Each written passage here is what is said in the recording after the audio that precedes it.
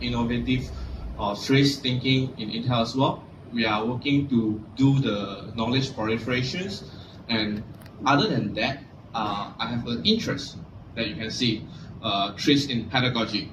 And the word was first told by Dr. Sergey Igovenko. He was telling me that TRIZ Pedagogy. That I was like, what is this?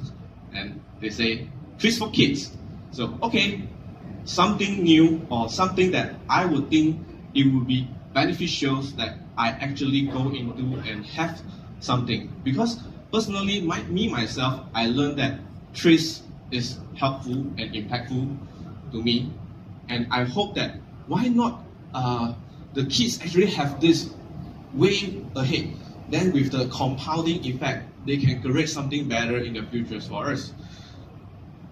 So in the pedagogy goals that I define, is actually trying to make the problem-solving skills easy or accessible to our young adults or young innovators. So I saw that a trend that we need a lot of simplified graphics and a bunch of interactive, like in the morning sessions or just now they actually shared that they need a lot of interactions to keep them awake and keep them actually in energetic way. And of course, not to forget, they are kids. They need prompt guidance. We are here to give them that guidance. Okay? And in the spirit of this, we actually try a few things to actually make the TRIZ being simplified in a few words of problem-solving cycles, SECA, and engineering contradictions. And of course, we did go through a kids innovations competition as well. So let's go back and see this product innovation roadmap that most of us have actually seen it before. You should be quite familiar with this. Theoretically, most of us learn almost everything from here. I wouldn't say anything goes wrong. It's just a little bit too much or too heavy for kids to process. So that's why the efforts of trying to squeeze it or tear down, make it simple for the kids is needed. That's why I come up with 4 steps. You will see 5 boxes, but it's 4 steps on TRIZ to actually help on the pedagogies. So I tell the kids that, hey, before you actually solve the problem, you need to identify your problems. If I remember the quote correctly from General Motors head of research, Charles Kettering, a problem that is well defined is half solved. So the importance of having them to have identified the correct problems actually help them to do a lot of the work at the back already. So the first thing is identify the problems, analyze the problem, solve the problem with invention methods, then evaluate the solution and take actions, even though I written as 2, but it actually is 1. I will show you what I did to actually make it simple for them and what I mean. So I squeeze in the identified problem as a root cause problem with a YY analysis. Then I try to help them if they are totally no idea where to get the root cause of the problems. I give them a fishbone diagram, help them to know what is it about. Then the solution 1, 2, 3 will be something on engineering contradictions that I will share later. And of course, I want all of them to hands-on. Like you see, we have a lot of competitions, hands-on actions to make them actually work on something. So we have a kids innovation competition where we actually want the kids to do something out of their everyday problem. Instead of we give them what is the thing that you need to do AI, you need to do something on the list. No, they are going to find out their own problems. They are going to solve their own problem. Okay. So and so-called accidentally, you will see that actually by teaching them why is actually part of the cause and effect analysis SECA, and teaching the solution technique 1, 2, 3 is actually engineering contradictions. So I will show you how I do the YY analysis, also called root cause of the problem, much easier.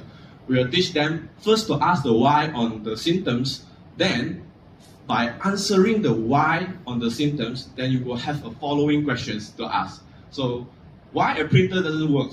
There's no paper. Why there's no paper? Nobody is refilling the tray. Why there's nobody is refilling the tray? Nobody buy the paper. So why the paper is not bought? Because nobody checked the stock.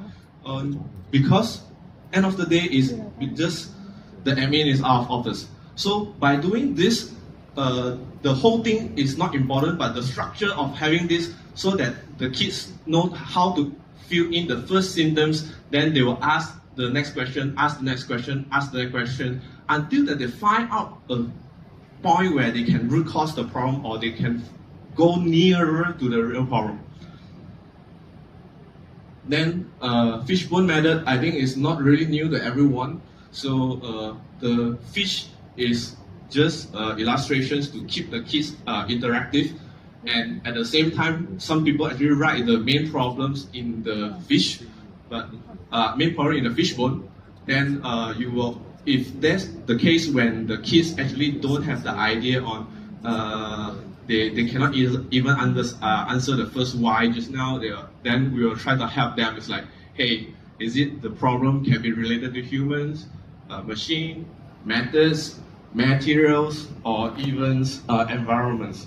So this is a way that I think we can actually help them by providing a diagram, a template, so that they are easier to start the process of solving their own problem. Then the next one will be solution technique 1, 2, 3. It's basically engineering contradictions. When you're actually able to form your own problem already, you found the problems, then you fill in the first one as what is my problem. Then of course the very familiar if then but as the step number 1. If I add ice cube into my drink, then it will be cold quickly, but it will reduce the sweetness or taste of my drink. So the problem I'm solving is because my chocolate is too hot. But the if then but is the parameter that I can change or I can do something to help to solve my problem. Then we have that, then you will be easily coming to step number 2 is finding out the improving and worsening parameters for the kids, which is temperatures for now and the taste for the worsening. Then the step number 3 is actually ask them to start solve their own problem. And in this way, we actually tell them that we can use the inventive principles, segmentations, abstractions, and universality. But the most important thing is not all this. We actually tell them that the important part is their own creativity. They should come up something from their own instead of just relying on the principle. And by looking at the graph of the kids at age of 6 to 16, they are much more creative than us. So sometimes we thought that we can do this only, but they will tell you, why not another way? Why not there? So we actually give them this template without those keywords so that they can fill in their problem and get all those things in, and they can start to go close to the solution space, and they can create their own solutions. And with this, I'm here to also share what we have did in the past 2 years. From the year of 2022, we kickstart a program in Intel called Geek Kids. It's actually innovation competitions where we want the kids to identify the problems around them and try to solve it. And at the very first years, we still do it on online basis. We give them all the tutorials on the YouTubes on the basis.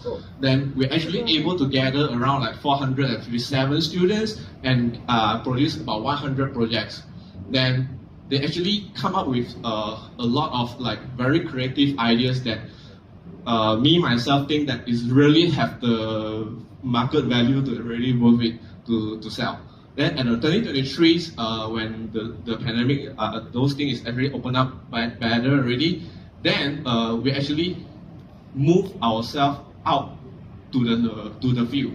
We actually go to 8 states in Malaysia and trying to teach the kids from 750 kids in the primary school from the unprivileged communities, means that it's not in the city, it's somewhere rural a bit, that they usually might not able to get access towards like most of the tuitions or most of the resources. We are trying to give them these skills that they can be part of the privilege, that are trying to give them extra things that they can use to solve their problem in their life. And with this, they also generate quite a number of so-called projects. And with this, on the field one, we gather quite a number of momentums, and actually they have quite a good result as well. And I can actually show you like what are one of the example that I told you that is having a commercial values. It's called Happy H2O. So you will remember that sometimes back in the Kickstart, there is some even like smart water bottle. Basically, they are having pretty similar idea that telling you that, hey, with this, you will be reminded to have water replenishments, and this is a kid's solution, and they are doing it. So we should really believe that TRIZ for pedagogy is important, and we need to do something and make sure that the earlier they get this knowledge, and the better they will be in our future's innovators. And of course, to wrap up, I would love to see any like-minded look for collaborations.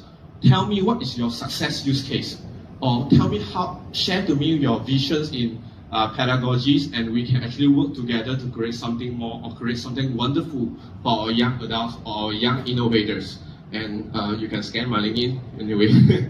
So hopefully it's still on time. Thanks everyone.